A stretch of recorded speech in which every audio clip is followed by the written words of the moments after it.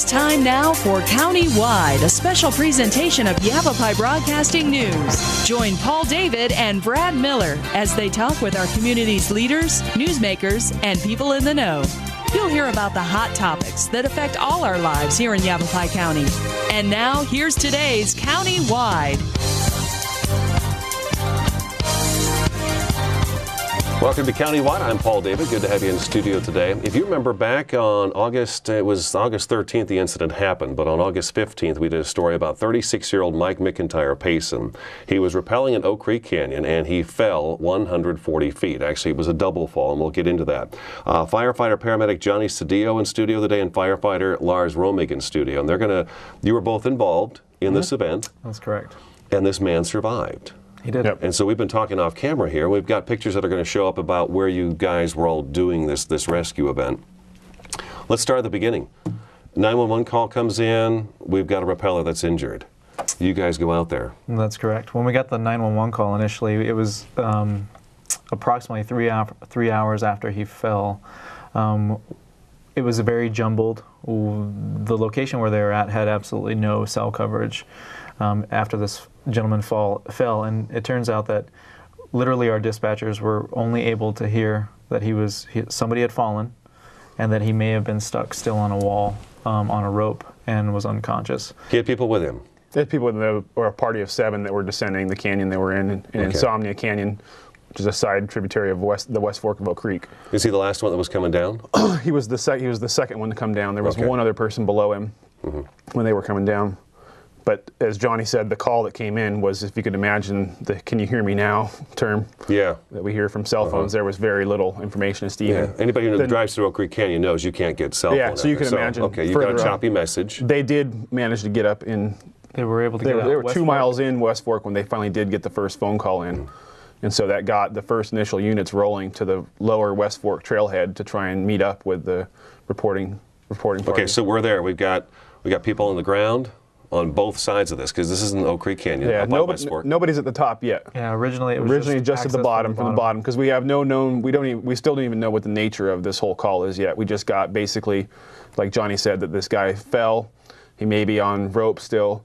He's injured, and we need full technical gear to get to him. So initially, we have an engine and an ambulance, and our rescue truck responding with and our battalion chief. And a battalion chief. Okay, so we get there. What do we do? Course of action. The battalion chiefs are discussing with all of us on the ground what possible ways we can access this gentleman. We, again, like Lars said, we have no idea where his location is and exactly what we're dealing with. So we send in a group, a recon team, if you will, on foot at the bottom of West Fork Trailhead with medical gear and backboard supplies, and to try and meet up with the individual that called 911.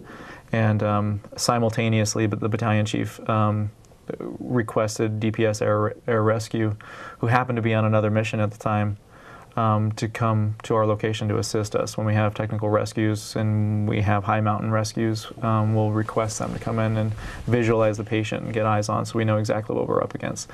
When he did that, he sent the ground crews in on foot at West Fork Trailhead, and then sent myself and another technical rescue individual to Slide Rock to wait for DPS Air Rescue to get there and access them via air, so we could get Sedona Fire District individuals' eyes on the situation and relay that information back to the battalion chief. Okay, and you were telling me these guys are coming in on foot on West Fork Trail, correct, and then you got the Coconino County Search and Rescue coming in from above. And when they got there, they find out where he's at and where everybody's at and where this happened. But what they run into when they hit that location? Well, we still. The initial blitz, the initial recon crew that Johnny spoke of that headed in to meet the people, as they're going in, they find out some of the nature of it once they finally speak to him as to what's going on. And that information is given back to our battalion chief. And they knew that they're going to need, at that point, they wanted lead climbers. They were still trying to go from the bottom up. And so there was a call put out to try and bring in lead climbers to come in to help access to the people. He was 150 feet above. And you can't see him at all yet. They're still at 150 feet of elevation, but you're talking about another 1.5 miles, 2 miles of canyon with multiple drops of elevation of dry waterfalls to get even to where he was. So there was no access from the bottom, and they thought there was a potential, the people that were there, to try and climb up to him. But that was later determined when the call was made. I was actually off duty and the call came in for lead climbers, and one of our lead climbers contacted me because I'm familiar with the area to discuss it, and we at that point determined that it was a canyoneering rescue because I'm familiar with the canyon, and that information was relayed on up back to some of the units there. I feel so bad. He's fallen 140 feet. Well, you mentioned before the show started he fell 100 feet. He fell 100 feet, hit. Went unconscious, and then rolled another 40. And then fell another 40 feet, landing partly in a pool of water and on a bench of sandstone. Mm-hmm. Okay, so we've got 150 feet from, let's say, me looking up to where that's 150 feet. And then how far is it? We can't go up to him, so we have to come down. Now, how far are we going to come down to him? So there's two things going on. Once we get a logistical stuff taken care of down at the bottom, the battalion chief sends me and 2 other of our technical rescue team members to the top. Johnny is still, and a couple guys are still on hold for short haul, and that's still one of our plans. Is we hope that we can short haul him by helicopter, but we start heading up to what's called Buckhead Point, up on top of the rim. So we have to go all the way up the switchbacks, and we're in one of our rescue trucks, all the way out to Buckhead Point, which is out towards the east pocket, and it's about a 45-minute drive to even get there, even though we're by the crow fly, maybe only 3 miles from where the patient's at. But we've got to go all the way around this way to get the vehicles up there. We tie in at that point. Coconut Search and Rescue's already got some of their rigging set up to try and descend from Buckhead Point, which is adjacent to where the patient has fallen, almost 1,800 feet below where we're at. 1,800 feet, okay. And so we start off, and this is now, we're getting close to 6 o'clock at night by the time that we meet up with Coconino Search and Rescue. And so he's already been there since 12:30 that day. At lunchtime is when he fell. Okay. And so we start descending. We have a 600-foot rope going down, extremely steep, mixed from near vertical to vertical. So we're going down, and all of us are heading down this first 600-foot ropeway with multiple rigging packs. I had a 600-foot rope dangled beneath my harness on top of my own personal pack. Mm-hmm. And so we head down the first 600 feet and trying to coordinate with earlier GPS coordinates given by a DPS flyover that they did that Johnny mentioned. And then as we get down, we have to go another 600-foot ropeway down again. When do you get sight of him? We still have not even got sight of him. The helicopter hovered over their location. We were able to ascertain his location approximately 3 o'clock, 3:30 that afternoon. Okay, so somebody found and he saw him. Yeah. And it was okay.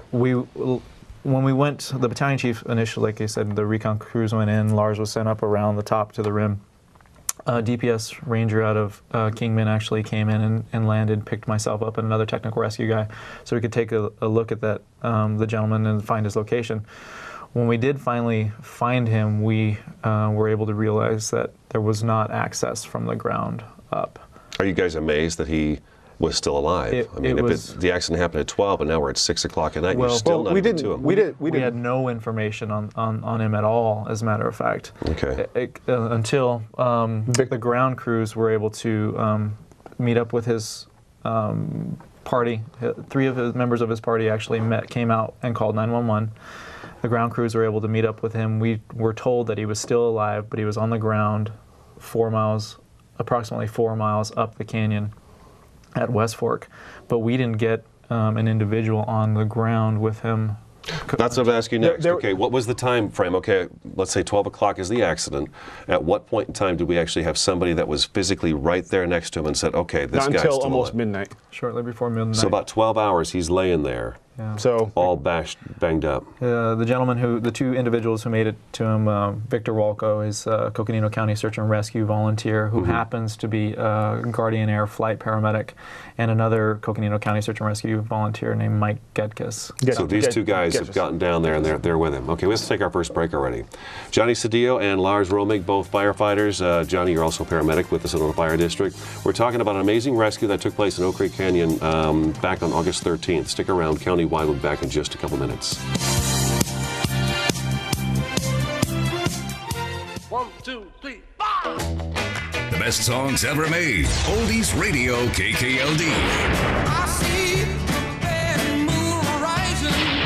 The greatest hits from the 60s and 70s. KKLD. 95.9 KKLD The Cloud, playing the music you sing along to. Northern Arizona's KKLD, the songs you love. Raising a child means working with partners, people you can rely on, for expertise, advice, and support. But when drugs or drinking enter the picture, who do you turn to? Well, there's help for that too. The partnership at drugfree.org. You're not alone. Fire can happen at any time. What would you try to save? My family photos. My grandfather's war memorabilia. My dogs. I'm firefighter Brandon Wacker with the Cotton Fire Department. A working smoke detector is your best defense in the event of a fire. Make sure you have a smoke detector in every room except your kitchen. Test them monthly and change the battery once a year. Take the time to save the things you can't replace. Sunny 100, your at-work radio station. You're every word, you're everything. With Malone in the morning, John Tesh in the evening, and the best variety of music all day long. Waiting on the world to check. Online at myradioplace.com. And big girls don't cry. Sunny 100, 100.1 FM.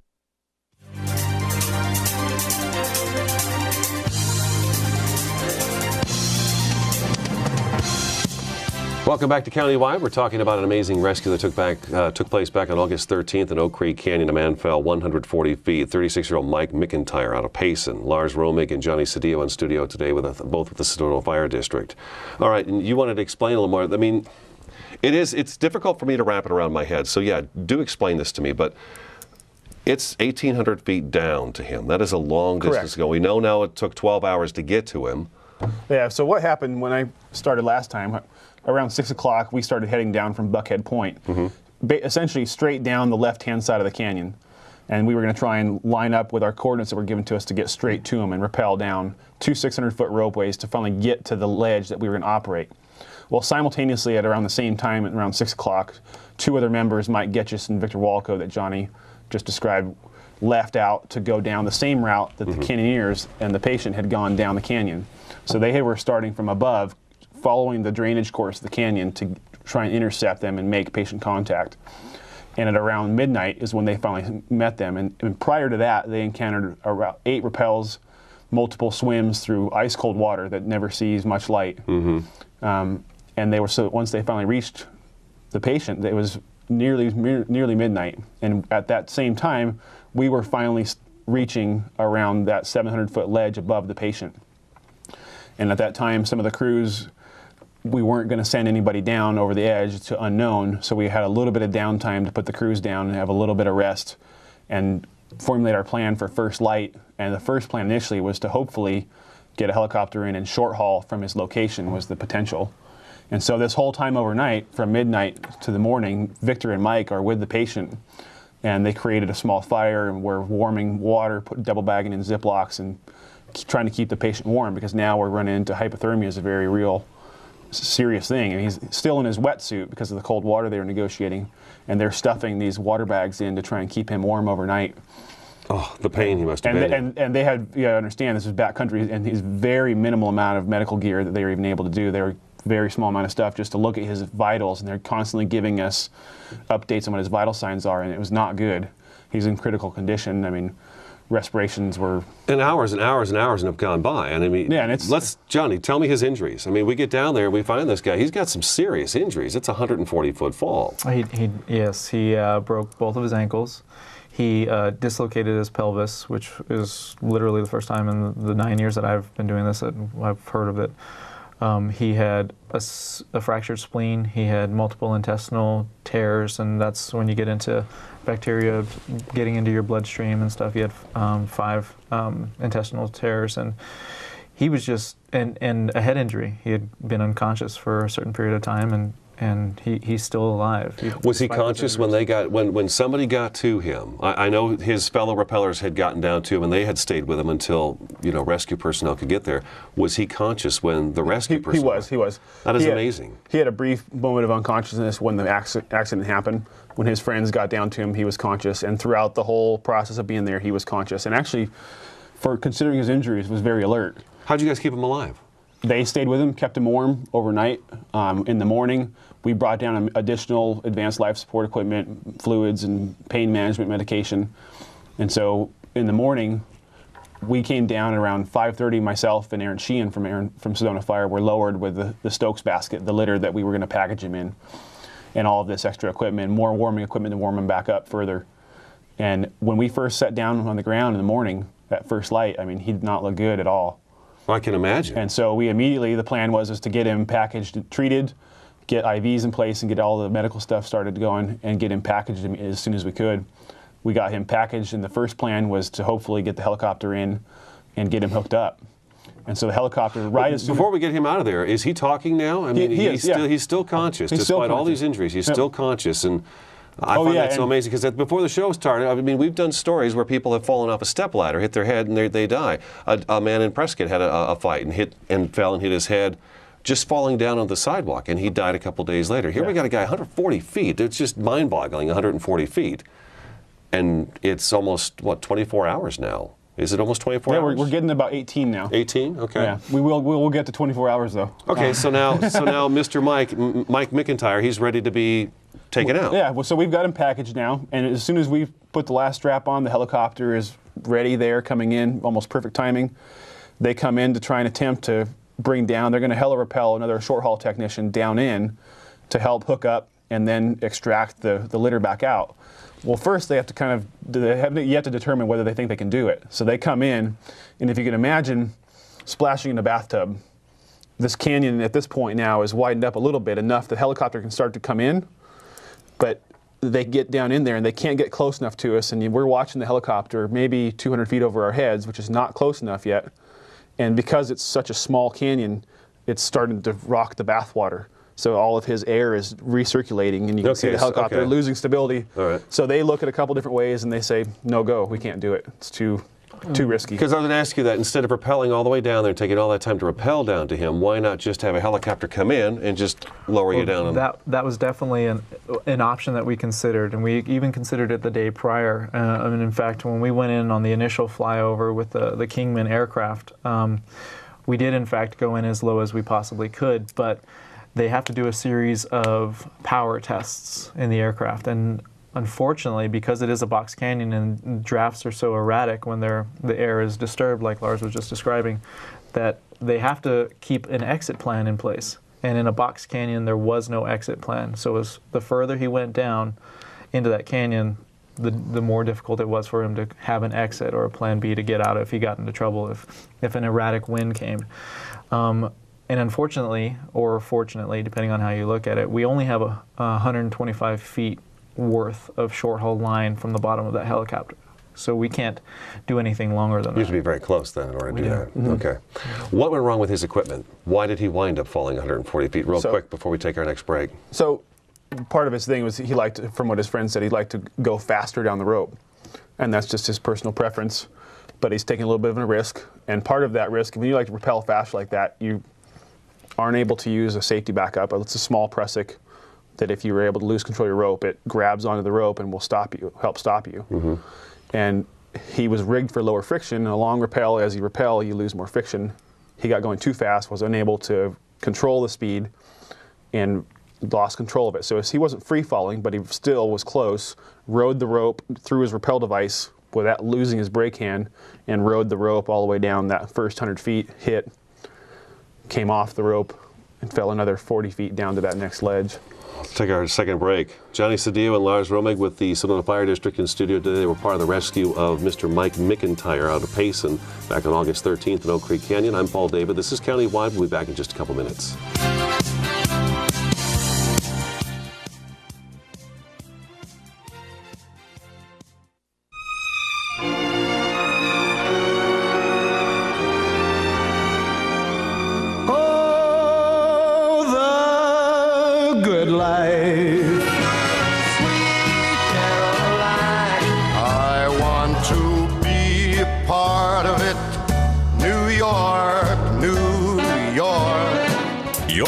For America's best music. KYBZ. AM 1600. You may not know where to turn when you're struggling with a drug or alcohol problem. It can be completely overwhelming.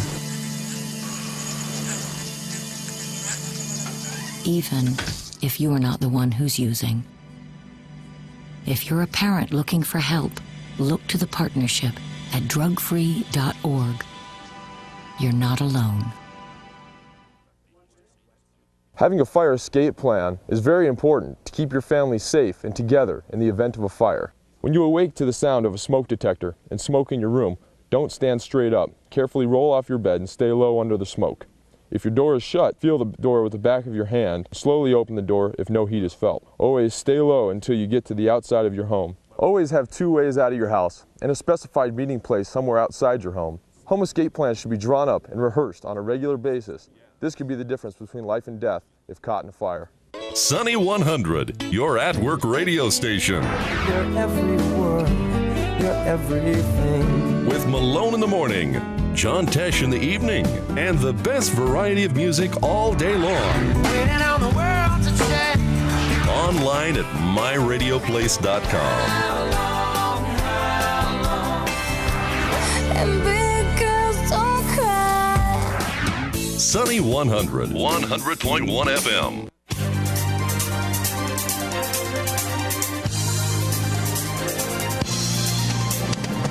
Welcome back to Countywide. We've only got a couple minutes left in the program, unfortunately. But, okay, Mr. McIntyre's been put in the basket, and now it's time to get him out of there finally. The helicopter was considered a no-go. We put him in the basket, and now we're going to have the haul team 700 feet above us haul us up out of the canyon. And so they hauled us, me and Mr. McIntyre, up in with him in a Stokes basket and me suspended, attending him, pulling him out up and over the cliffs as we made our way up. Mm-hmm. This is a 4-hour process that took over 100 resets in the line, and when we finally reached up about 600 feet of hauling, we were able to transfer Mr. McIntyre over to Johnny. And Johnny, you're strapped to the Stokes basket with him at the end of a wire? Correct. Originally, when DPS got there, I rappelled out of the helicopter. They set me on the ground. I go over and I put the Stokes basket, which they have them in already, in a bag. Essentially, it's called a Bowman bag. And then I'm seeing pictures of you flying through the air right now. Then we attach that to the bottom of the long line, which is at the base of the helicopter, 125 feet below. Holy moly. Okay. And then today, how is he today? I spoke to him about a week and a half ago, almost 2 weeks ago, and Amazing. He was getting ready to be transferred to a rehab center. He survived all of his procedures to fix a lot of his injuries, to stabilize his pelvis, and to fix all of the burst intestines and everything.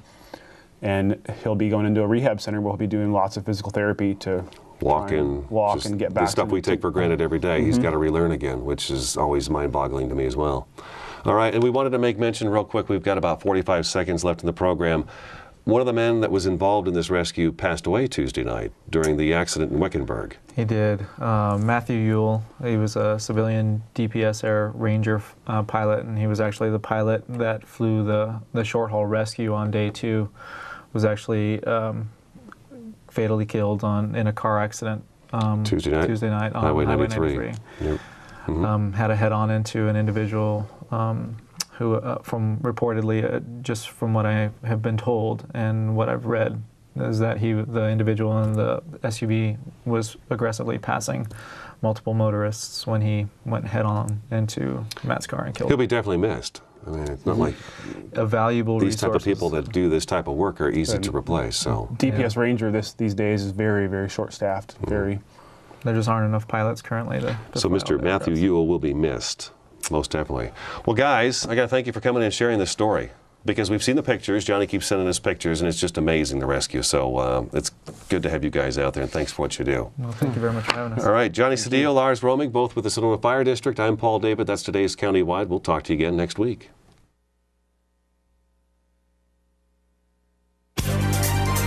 This has been Countywide, a special presentation of Yavapai Broadcasting News.